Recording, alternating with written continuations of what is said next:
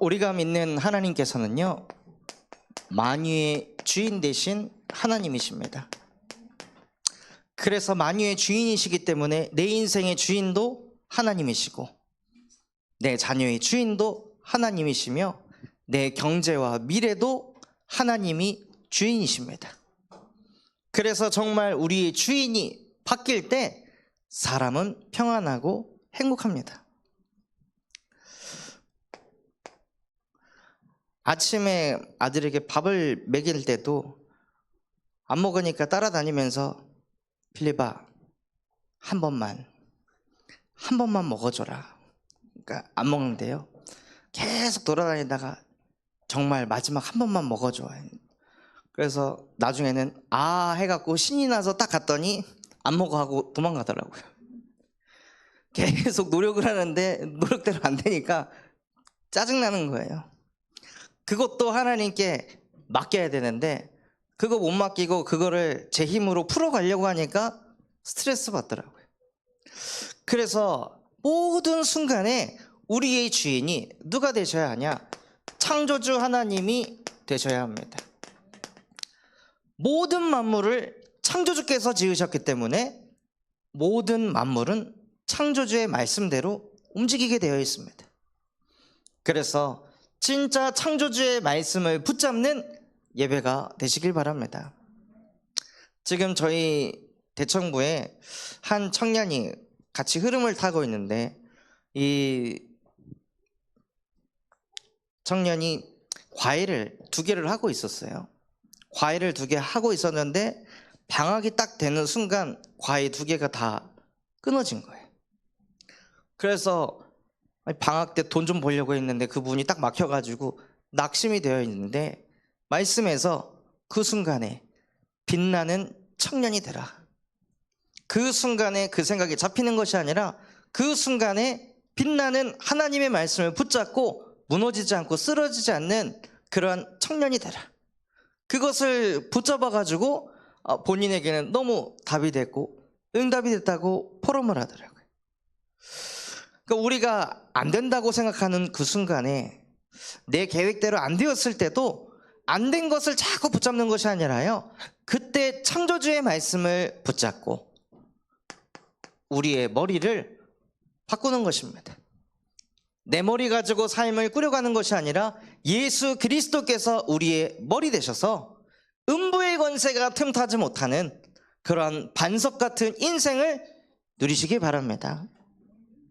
그래서 하나님께서는요, 만유의 주인 되시고 만유를 창조하셨는데 하나님이 보시기에 만유의 문제가 생겼는데요, 그 문제는 여러 문제가 아니라 하나님 보시기에는 한 가지 문제였습니다.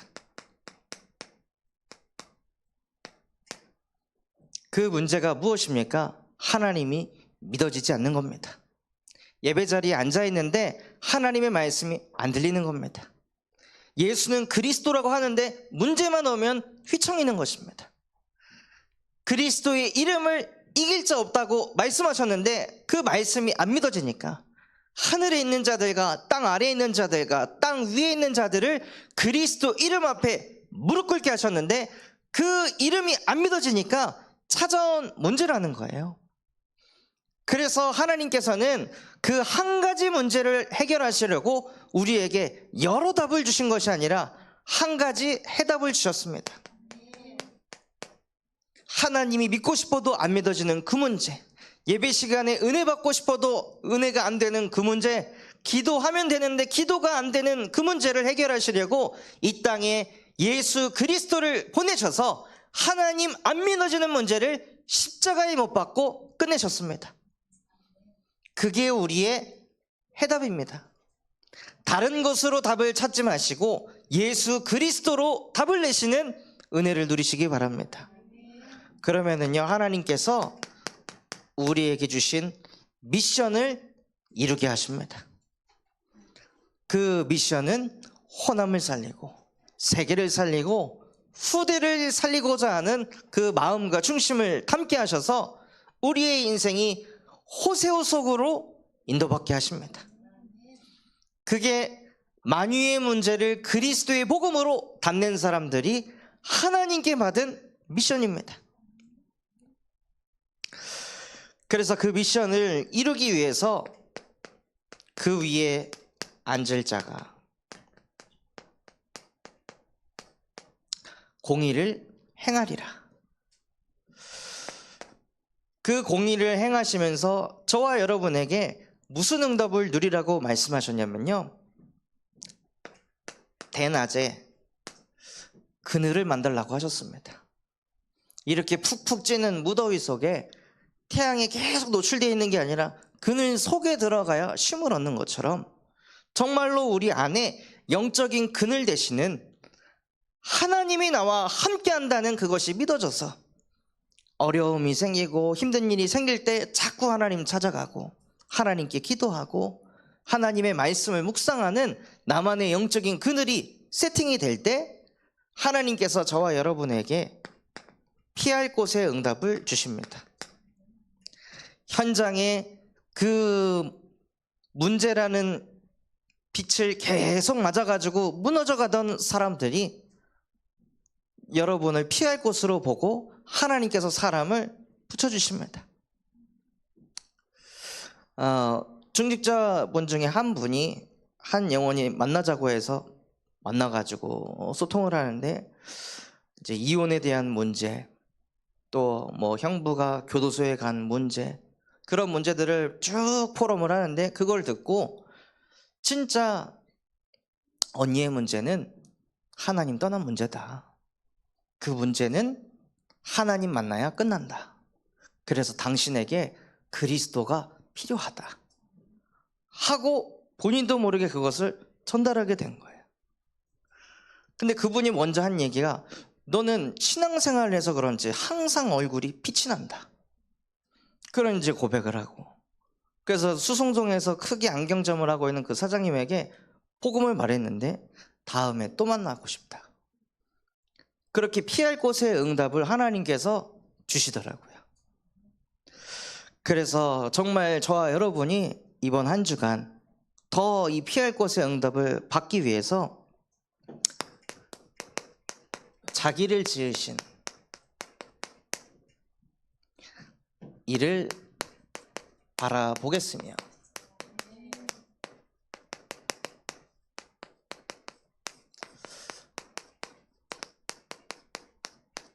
이번 한 주간 그 어느 때보다 더 하나님을 바라보시는 한 주가 되시길 바랍니다. 하나님이 우리를 지으셨기에 우리가 믿는 하나님은 누구시냐? 창조주 하나님이십니다.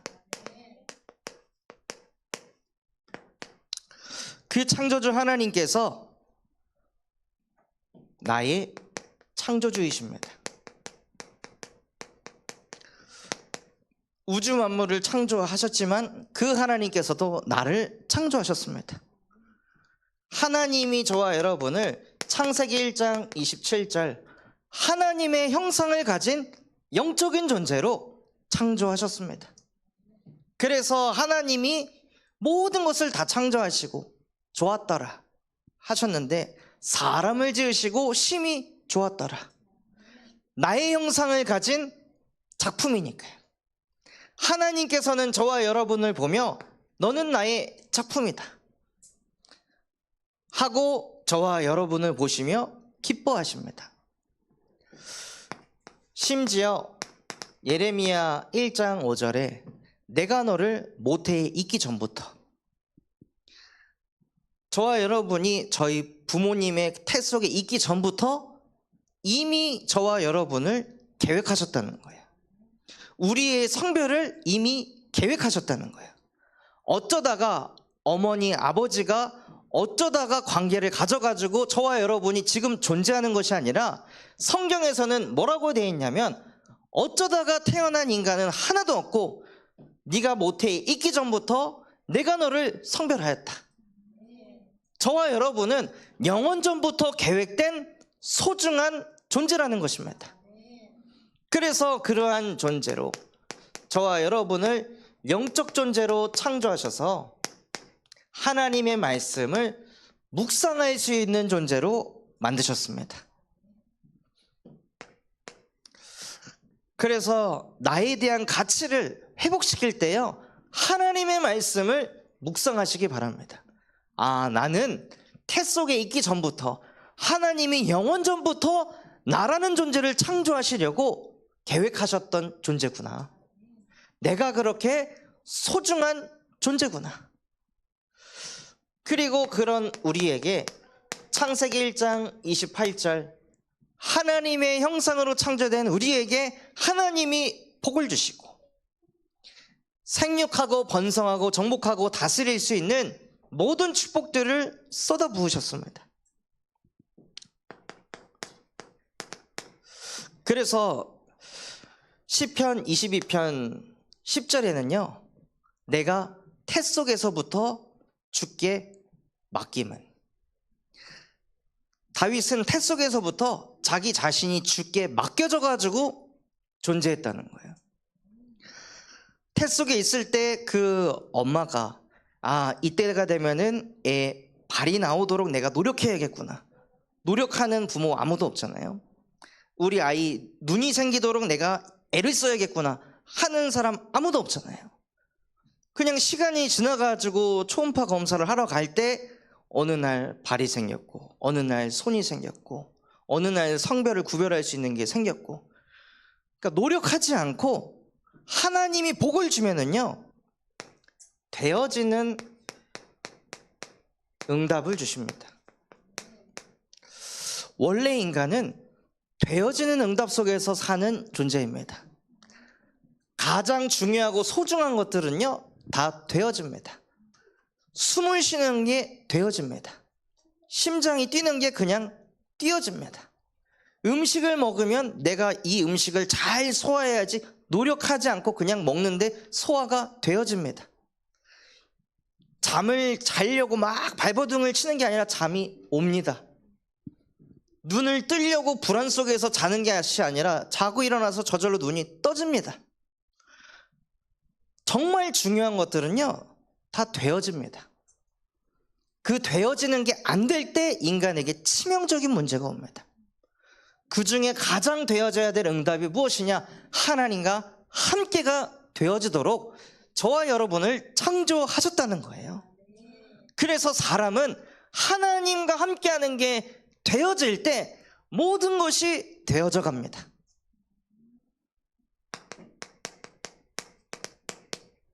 그래서 창세기 2장 10절 말씀처럼 되어지는 그 흐름 속에 있으니 자꾸 복이 뻗어가게 되고, 그래서 히브리서 6장 14절에는 나는 너희에게 항상 복주고 복주고 복주기를 원하는 하나님이다. 그래서 저와 여러분에게 복 있는 인생이 되도록 하셨습니다. 복을 받으려고 하는 것이 아니라 하나님과 함께를 누리고 있을 때 하나님께서 우리의 인생을 되어지게 하시고 우리의 인생을 복 있는 인생 되도록 인도해 가십니다. 그 응답을 받도록 하나님께서 저와 여러분을 창조하셨습니다. 그런데 이 응답들을 다 놓치고 문제가 생겼는데요, 그 문제가 누군가의 문제가 아니라 나의 문제라는 거예요. 근본에 문제가 생겼는데 그 문제가 무엇이냐?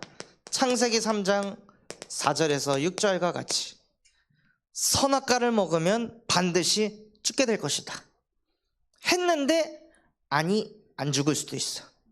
내 생각이 들어가는 거예요. 원래 인간은 하나님과 함께하는 영적 존재로 창조되어서 하나님과 함께할 때 행복하다, 하나님과 함께할 때 되어진다, 이거 믿으면 되는데 그런다고 되나? 이 생각이 우리도 모르게 자꾸 들어오는 거예요. 예배한다고 돼? 기도한다고 돼? 나도 지금 힘든데 전도한다고 돼? 이런 생각을 계속 줘서요, 근본이 완전히 망가져서 하나님의 말씀에 아멘하면서 살 인간들이 하나님의 말씀에 자꾸 생각을 집어넣고 불신앙을 하고 염려 걱정을 하는 그 근본 상태가 되어져 버린 거예요. 그러니 어떻게 되냐? 구원이 악에서부터 멀어집니다. 왜냐? 주의 율법의 말씀을 구하지 않아서. 하나님의 말씀을 구하지 않고 찾지 않고 육신적인 것만 계속 구하고, 실제 하나님 예배하는 이 시간에 부디 나에게 한 단어라도, 한 구절이라도 내 마음속에 들려지게 하여 주시옵소서 하고 구하지 않고 그냥 멍한 상태로 기도하고 예배하고 있으니까요, 그냥 이게 행위일 뿐인 거예요.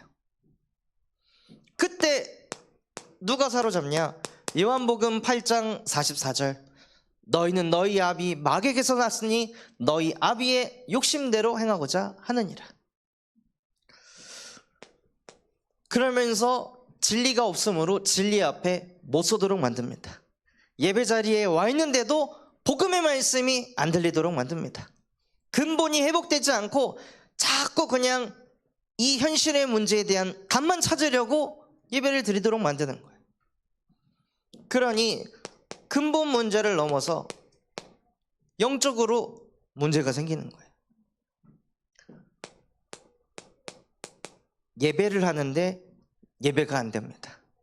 말씀을 듣는데 말씀이 안 들립니다. 말씀은 들렸는데 안 믿어집니다. 안 믿어지니까 뭐가 안 되냐? 기도가 안 되는 거예요. 기도가 안 되니 기도 응답을 자꾸 못 받게 되고, 그러니 현장에서 전도는 꿈도 꿀 수 없는 그런 영적 상태가 되어져 버리는 거예요. 그래서 정말 예배하는 이 시간, 하나님 나의 근본이 뒤바뀌는 예배가 되게 하여 주시옵소서. 그래서 우리의 근본을 나라는 나 중심으로 앉아 있으면은요, 메시지가 들어가질 않습니다. 그래서 정말 우리의 근본이 만유의 주인 되시는 그리스도께서 나의 주인 되는 예배가 되게 하옵소서. 그래서 내가 필요한 말씀이 아니라 하나님이 내게 주시고자 하는 메시지가 들리게 하옵소서. 근본이 문제가 생기고 영적으로 문제가 있으니까요, 삶에도 문제가 계속 오는 거예요. 말씀이 안 들리고 기도가 안 되고 나를 통해 사람 살아나는 것을 자꾸 못 보니까 불신앙하게 되는 거예요. 현장에서 죽어가는 영혼에게 그리스도만 전달했는데 그 영혼이 살아나는 것을 보았을 때, 아, 진짜 그리스도면 되는구나, 이거를 자꾸 느낄 거 아니에요. 가정 문제 때문에 시달리고 있는 그 현장에 가서 예수 그리스도의 복음만을 증거했는데 가정이 살아나는 것을 보게 되면은요, 나도 모르게 그냥 믿어지는 거예요. 현장에서 그리스도의 능력을 자꾸 보는 사람은 불신앙하고 싸우지 않아도 불신앙이 무너집니다. 그런데 예배가 안 되고 기도가 안 되고 전도가 안 되니까 내 안에 나도 모르는 불신앙이 그냥 계속 쌓이는 거예요. 그러니 마음속에 늘 불안이 떠나지를 않고, 하나님이 하실 수 있다라고 고백은 했지만 안 될 것 같은 불안감이 계속 오는 거예요. 그러니 마음에 늘 염려가, 그러니 늘 짜증나는 상태가 나도 모르게 그냥 계속 오는 거예요. 그래서 이 속에서 해방받기 위해서 사람이 할 수 있는 최고의 방법인 수고와 열심을 가지고 막 되게 하려고 하는데 안 되는 거죠. 안 되는 그 문제를 열심과 노력으로 막 부딪히는데 안 되는 거예요. 그러니 마음속에 이 공허함이 계속 찾아옵니다. 이것이 불신자의 문제가 아니라 나의 문제로 보여지시는 은혜가 있으시길 바랍니다. 하나님, 정말로 이 나의 근본의 문제, 영적인 문제, 이 삶의 문제가 오늘 예배를 통하여서 십자가의 보혈의 능력으로 단번에 끝이 나는 예배가 되게 하옵소서. 그래서 우리에게 무엇이 필요하냐면요, 나의 복음이 필요합니다. 저 또한도 목사의 아들로 태어나서 누구보다도 예배 많이 했고 기도 많이 했으나 삶이 늘 불신앙이 찌들어가지고 불안과 염려 속에, 짜증 속에, 그래서 한 10년 전에 10몇 년 전에 사진을 이렇게 보면은 얼굴이 찌그러져 있거든요. 저희 사모가 만약에 그 얼굴이었으면 나는 너랑 결혼 안 했다, 그렇게 얘기를 하더라고요. 늘 제 마음대로 안 될 것 같으니까, 제 뜻대로 안 되니까 마음에 늘 짜증이 있으니까는 인상 또한도 항상 예민해지고 날카로운 상태 속에 있는 거예요. 그런데 이 속에서 빠져나오려고 열심히 수고하고 노력했는데 하면 할수록 더 공허하니까 미치려고 하는 거죠. 그때 하나님께서 제 마음속에 주셨던 메시지가, 예수께서 이르시되 내가 곧 길이요 진리요 생명이니 나로 말미암지 않고는 아버지께로 올 자가 없느니라. 그 문제, 하나님 떠나 생긴 문제이기 때문에 내가 너의 길이 되어주겠다. 세상의 것은 자꾸 바뀌어가지고 이걸 믿어야 되나 저걸 믿어야 되나, 이 사람을 믿어야 되나 저 사람을 믿어야 되나, 뭘 믿어야 될지 모르는 나의 인생 속에 예수께서 내가 진리다, 나를 믿으면 된다. 또 죽어가던 나의 영혼 속에 예수께서 내가 생명이다, 내가 들어가면 너는 살아나게 될 것이다 하고 진리의 말씀이 들리니까요, 요한복음 8장 32절에 너희가 진리를 알지니 진리가 너희를 자유케 하리라. 모든 문제 속에서 예수 그리스도의 복음을 통해 자유케 하시더라고요.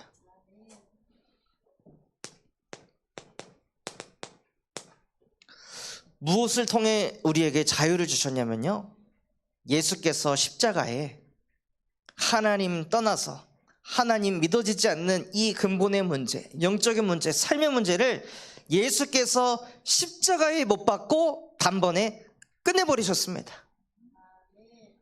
이 예수가 나의 복음이 되시는 은혜를 누리시기 바랍니다.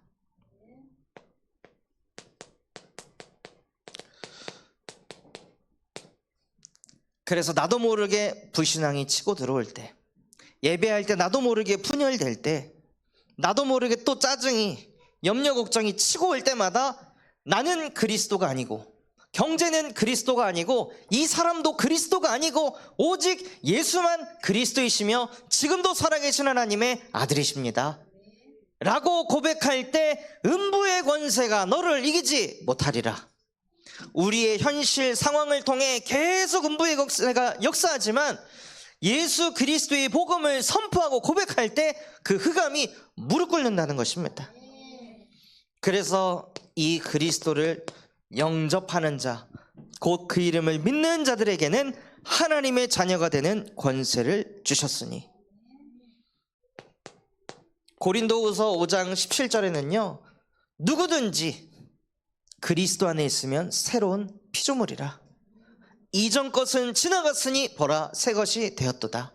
불신앙하던 나는 지나갔습니다. 염려 걱정하고 불안에 떨던 나도 지나갔습니다. 나는 그리스도 안에서 새로운 피조물입니다. 하나님이 나와 함께 하시기 때문에 나의 인생은 되어질 인생입니다. 나의 인생은 복 있는 인생입니다. 나는 이렇게 하나님이 인도하실 줄 믿습니다 하고 나의 복음을 누리시길 바랍니다. 이게 저희의 복음이 되니까 그렇게 싫었던 제 이름 다 해라, 숙제 다 해라, 청소 다 해라, 헌신 다 해라, 공부 다 해라, 그 다 하라는 그 이름이 그렇게 싫었는데 복음을 깨닫고 나니까요, 너는 이 복음을 마음을 다하고 뜻을 다하고 힘을 다하여 주 너의 하나님을 사랑해라. 이것을 네 마음에 새기고 네 손목에 미간에 모든 곳에 새겨서 네가 무엇을 하든지 이것이 떠나지 않도록 해라. 그리하면 네가 파지 않는 우물을 얻게 될 것이고, 네가 심지 않은 곳에서 과실이 나게 할 것이며, 네가 짓지 않은 크고 아름다운 집이 오게 될 것이다 하고 하나님께서 이 말씀이 제 복음의 말씀으로 붙잡히게 하시더라고요. 그래서 하나님을 사랑하니까요, 뭘 누리게 하시냐? 마태복음 6장 33절을 누리게 하시더라고요. 인천에서 사역을 하는데 사례비 100만 원 가지고 저와 사모, 남은 이제 생활비가 한 15만 원 정도니까요, 그 앞에 식자재 마트에서 5만 5천 원입니다 얘기하면 5개월이요. 너무 수치스럽더라고요. 5만 5천 원 나왔는데 5개월 할부로 해주세요, 이 말 하니까 너무 구질구질하고 비참하고. 근데 그 비참함에 잡히는 것이 아니라, 그 구질구질하고 비참한 그 현실과 상황을 붙잡는 것이 아니라, 너희는 먼저 그의 나라와 그의 의를 구하여라. 그리하면 이 모든 것을 너희에게 더하시리라 하고 제가 해야 할 것을 알게 하시더라고요. 그래, 내가 할 것은 나의 인생 왜 이렇게 비참할까? 왜 이렇게 가난할까? 이거 붙잡는 것이 아니라 그의 나라를 구하겠습니다. 그래서 나는 더 하나님께 예배하겠습니다. 그래서 나는 비참하기 때문에 더 복음을 증거하겠습니다. 가난하기 때문에 애들 데리고 와서 더 렘넌트 운동하겠습니다 하고, 오히려 그 비참함과 가난 속에서 그의 나라와 그의 의를 구하는 복음을 누리게 하시더라고요. 그래서 안 되는 상황, 현실에 잡혀가지고 계속 끌려다니는 것이 아니라, 그때 더욱더 그의 나라와 그의 의를 구하셔서 복음이 나의 복음되는 은혜를 누리시기 바랍니다. 창조주 하나님께서 상반기 동안 우리와 함께 하셨습니다. 그래서 오늘은 맥주감사 주일이라 맥주절의 축복을 누리시는 한 주가 되시기 바랍니다. 맥주절은요, 우리가 수확한 그 첫 열매를 하나님께 드리는 날입니다. 우리가 수확한 첫 열매, 그것이 무엇일까요? 나를 구원하신 하나님께 감사를 드리는 것입니다. 그래서 구원에 대한 감사를 회복하시는 한 주가 되시기 바랍니다. 구원 받으셔서 무엇을 받으셨습니까? 하나님이 함께 하셔서 무엇이 누려지고 계십니까? 저는 구원 받아서 하나님이 저와 함께 하시니까 늘 불안해서 잠 못 이루는 밤을 계속 보내고, 계속 머리 굴릴 수밖에 없는 제 영혼 속에 창조주 되신 하나님이 함께 하시니까 받은 응답이 평안이었습니다. 평안해 보려고 이렇게도 살아보고 저렇게도 살아보고 이것도 잃어보고 저것도 가져보고 발버둥을 쳤는데도 그렇게 평안하지 않았던 제 영혼이 하나님이 함께 하시는 게 믿어지는 그날로부터 요한복음 14장 26절 27절 말씀과 같이 세상이 줄 수도 없고 알 수도 없는 참 평안이 제 안에 임하게 하시더라고요. 문제 상황 바뀌는 거 아무것도 없는데 마음이 평안한 제 자신을 보았을 때 너무나 감사했습니다. 또 구원받아서 감사했던 것이 무엇이었냐면, 이것이 사랑이구나. 사랑이 뭔지도 모르고 살았던 제 인생, 제가 사랑이라고 생각했던 것도 다 보면은 나를 위해서, 다 내 욕심 채우려고, 내가 누굴 사랑한 것 같지만 내가 그 사람에게 사랑받고 싶어가지고 사랑을 주고 있었구나. 이게 막 보이더라고요. 도대체 사랑이 뭘까? 무엇이 사랑일까? 그런 저에게 우리가 아직 죄인이 되었을 때 그리스도께서 십자가에 못 박혀 죽으심으로 하나님께서 우리에 대한 자기의 사랑을 확증하셨느니라. 하나님이 우리를 보실 때 아무 소망도 없고 빛도 없는 우리인데요, 그런 우리에게 그 어떤 동기도 없이 그냥 십자가에 못 박혀 죽으시면서 우리에 대한 사랑을 확증하셨습니다. 그 사랑은 로마서 8장 39절에 현재일이나 장래일이나 그 어떤 것도 우리를 그리스도의 사랑에서 끊을 수 없느니라. 내가 불신앙했다고 해서 이 사랑이 사라지는 것도 아니고, 내가 염려 걱정했다고 해서 이 사랑이 사라지는 것도 아니고, 한 주간 내가 기도를 못했다고 해서 이 사랑이 없어지는 것도 아닙니다. 이 사랑은 어떠한 사랑이냐? 히브리서 13장 18절, 예수 그리스도께서는 어제나 오늘이나 영원토록 동일하시느니라. 처음 우리를 위해, 구원을 위해서 십자가에 못 박혀 죽었던 그 사랑이 지금도 동일하게 이루어지고 있다는 거예요. 변치 않고 이 사랑이 지속되고 있다는 것을 제가 느낄 때 너무 감사하고 너무 행복하고 때로는 죄송스럽기도 하고 부끄럽기도 하더라고요.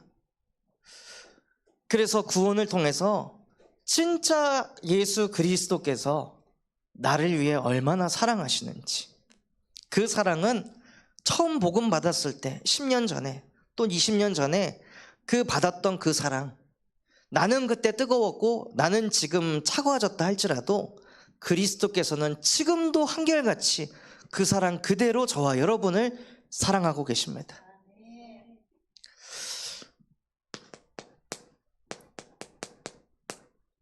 또 구원을 받고 나니 무엇이 감사했냐면요, 배경이 바뀌어서 감사했습니다. 저희 아버지가 천식을 가지고 계신데 집 그 안방에 곰팡이가 펴 있으니까 이 천식이 더 심해지는 거예요.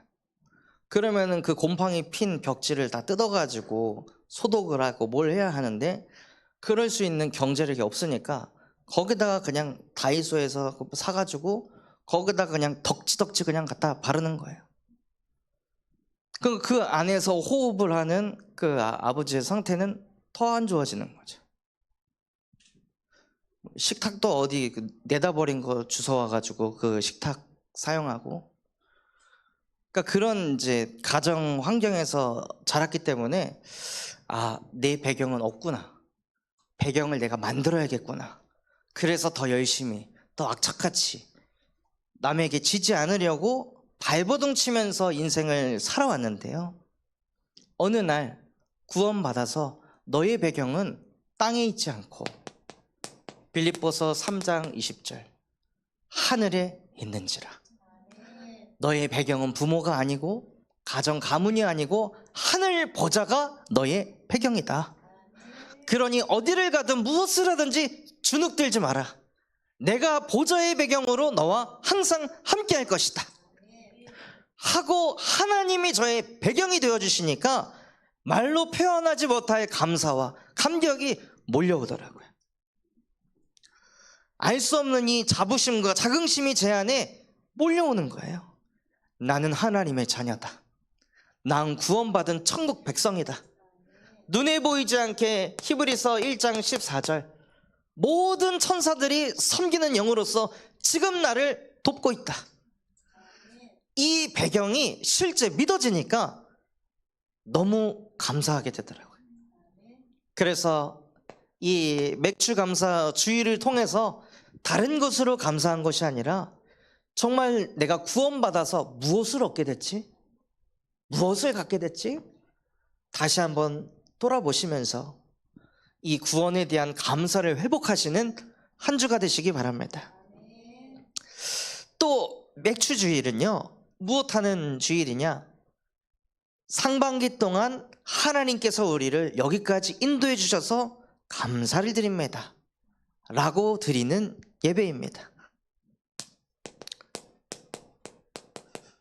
그래서 여기까지 인도하신 하나님께 감사하시는 한 주가 되시기 바랍니다.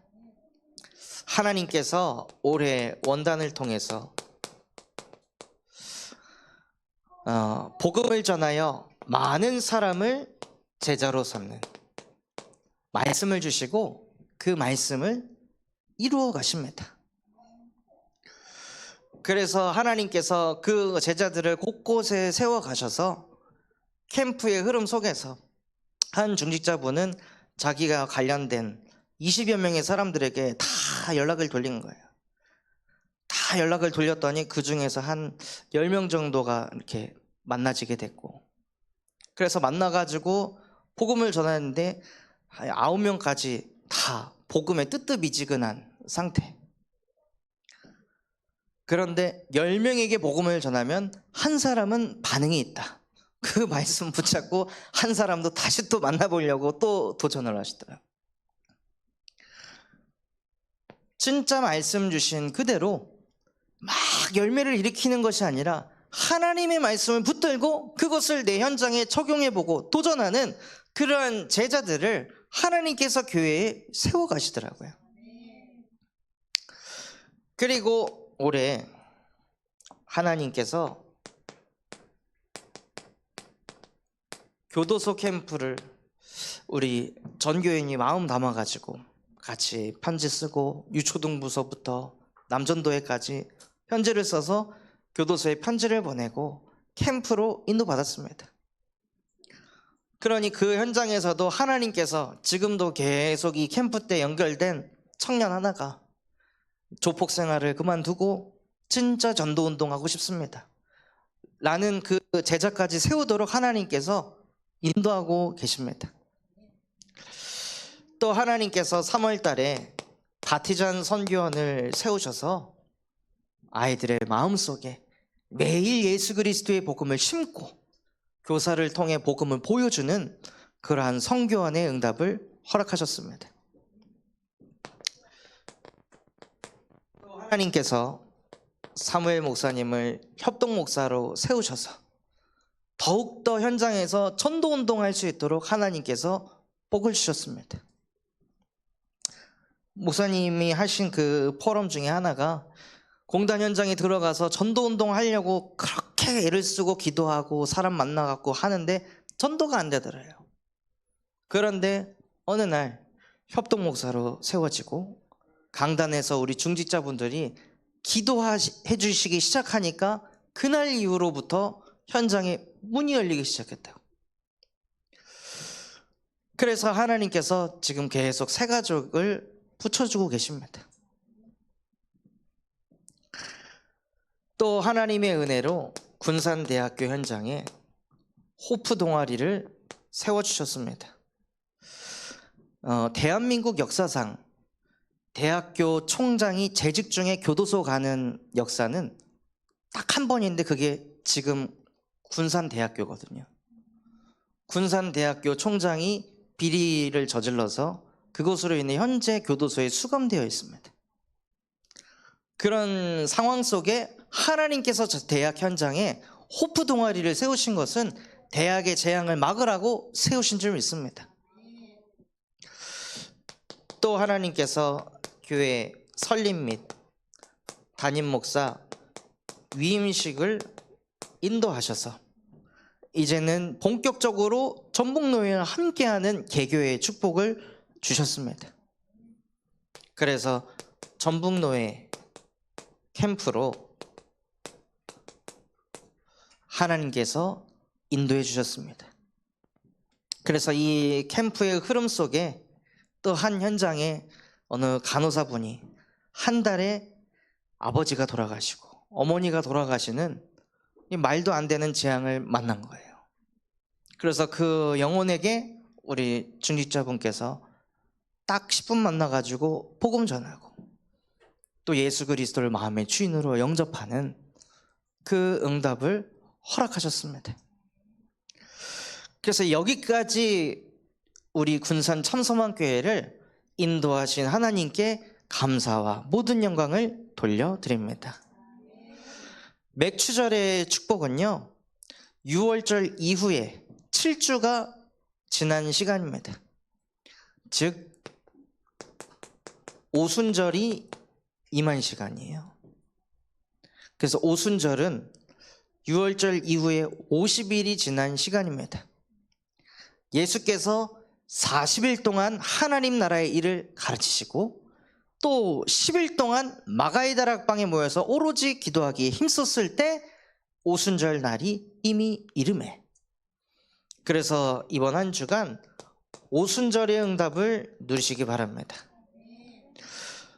오순절에 무슨 응답을 누리시냐?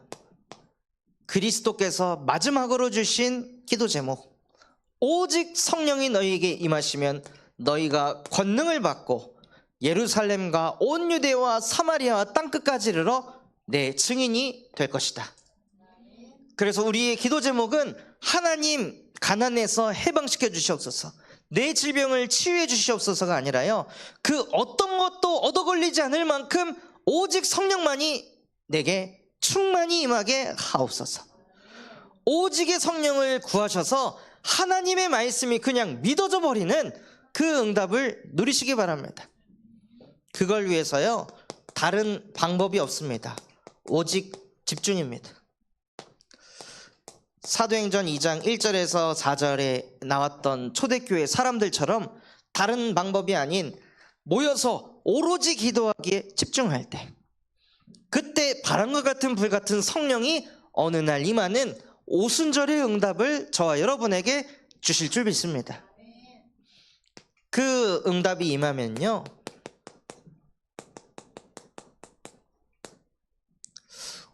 어디로 가냐? 오직 전도 선교에 올인하는 것입니다.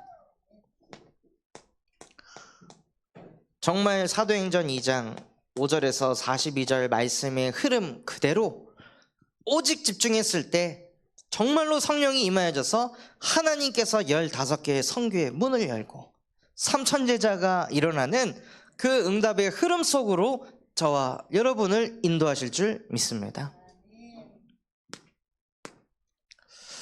그래서 이번 한 주간 자기를 지으신 이를 바라보겠으며,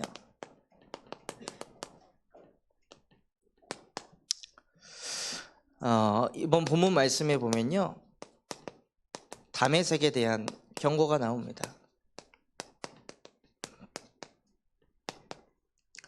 다메섹은 아람 나라의 중심지였습니다. 이 아람 나라가 하나님의 말씀에 순종하지 않고 자꾸 우상을 숭배하게 되니 재앙이 임하게 됐는데, 보라, 다메섹이 장차 성읍을 이루지 못하고, 성읍을 이루기 위해서 어마어마한 노력을 들여서 성읍을 만들려고 했는데 노력의 결과가 무너지는 그 흐름으로 가게 되었습니다. 또 무엇에 대해 경고하셨냐면요, 아로엘의 성읍들이 버림을 당하리니 양무리를 치는 곳이 될 것이다. 그 성읍을 사람들이 사는 성읍으로 만들었는데 사람이 떠나가는 재앙을 맞게 된다고 경고하십니다.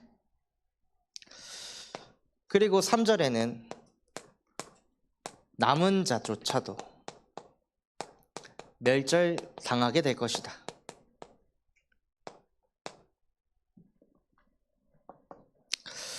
그래서 현장에 많은 사람들이 열심히 노력하면서 살지만 그것이 무너졌을 때 모든 것이 무너졌다고, 끝이 났다고 생각하면서 쓰러져 가고 있습니다.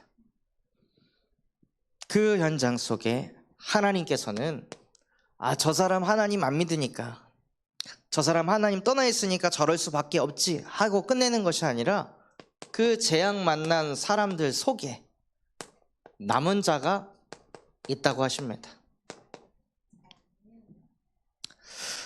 그래서 5절에서 6절에 보면 마치 추수하는 자가 곡식을 거두고 그의 손으로 이삭을 벤 것 같고, 추수할 때가 돼서 다 곡식을 낫으로 재해가지고 다 제거했는데 그 중에 르바임 골짜기에서 이삭을 주운 것 같으니라.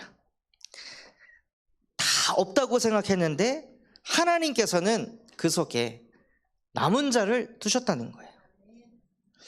또 6절 말씀에는 감람나무를 흔들 때에 나무에 가장 높이 있는 이 가지에 열매가 2개가 맺혀 있고, 또 무성한 가지, 그 가지 중에 가장 멀리 있는 가지에 열매가 맺혀 있다는 거예요.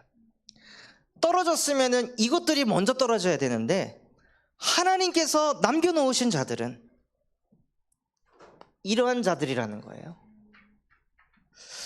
그래서 현장에는요, 하나님이 남긴 제자가 있다는 것입니다. 기이한 현상이잖아요. 많은 열매들이 다 떨어졌는데 어떻게 저 가장 꼭대기에 있는 열매가 살아남고 어떻게 가장 많이 뻗어간 저 가지에 열매가 붙어 있을 수 있을까? 이것을 볼 때 7절에 뭐라고 하셨습니까? 그날에 사람이 자기를 지으신 하나님을 바라보겠으며. 이 말도 안 되는 그 현장을 바라볼 때 사람이 무엇을 느끼게 되냐면요, 아, 진짜 하나님이 하셨구나. 하나님을 바라보게 하십니다. 그래서 정말 전도 현장에서 남은 자를 만날 때, 제자를 만날 때 우리의 믿음이 살아납니다.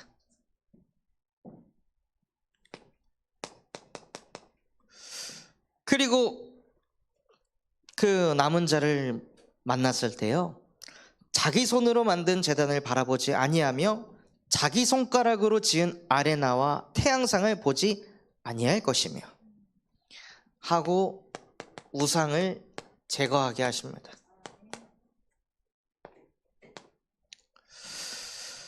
그리고 나서 무엇이 나오냐면요, 하나님의 마음이 나옵니다. 그 현장을 바라보며 하나님께서는 어떤 마음이시냐? 10절에 내가 내 구원의 하나님을 잊어버리며 내 능력의 반석을 마음에 두지 아니한 까닭이라.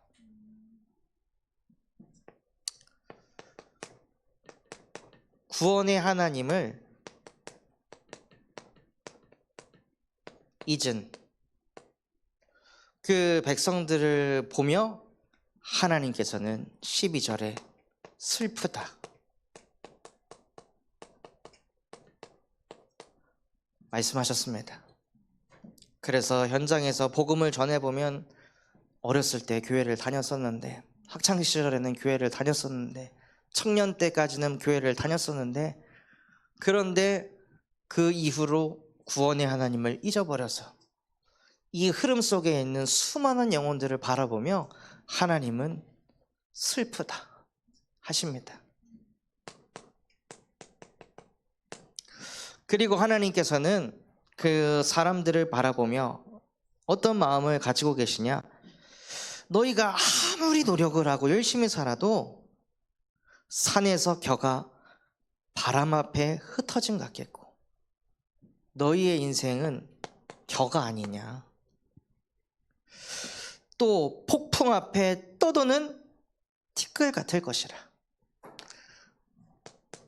우리는 하나님 보시기에 겨와 같고 티끌과 같은 존재인데 자꾸 이것 가지고 뭘 하려고 아둥바둥하는 그런 모습을 바라볼 때 하나님은 슬프시다는 거예요. 그래서 정말 현장에 이 하나님의 마음을 가지고 구원의 하나님을 다시 회복시키는 전도자로 쓰임 받으시기 바랍니다. 그래서 결론으로 상반기 여기까지 인도하신 에벤 에셀의 하나님, 그 하나님을 가정에서 나누시기 바랍니다. 올 한 해 동안 당신 너무 고생 많았다, 너희도 수고 많았다, 부모님께서도 너무 수고 많으셨습니다 하고 그 상반기에 하나님과 함께 하면서 받았던 은혜를 나누고 그 수고에 대한 감사를 나누시는 한 주가 되시기 바랍니다. 이것을 가정뿐만이 아니라 현장과 교회에서도. 그래서 우리가 가는 모든 곳에 잃어버린 감사가 회복되는 한 주가 되시기를 예수 그리스도의 이름으로 축원합니다. 붙잡은 말씀 가지고 합심해서 기도하겠습니다.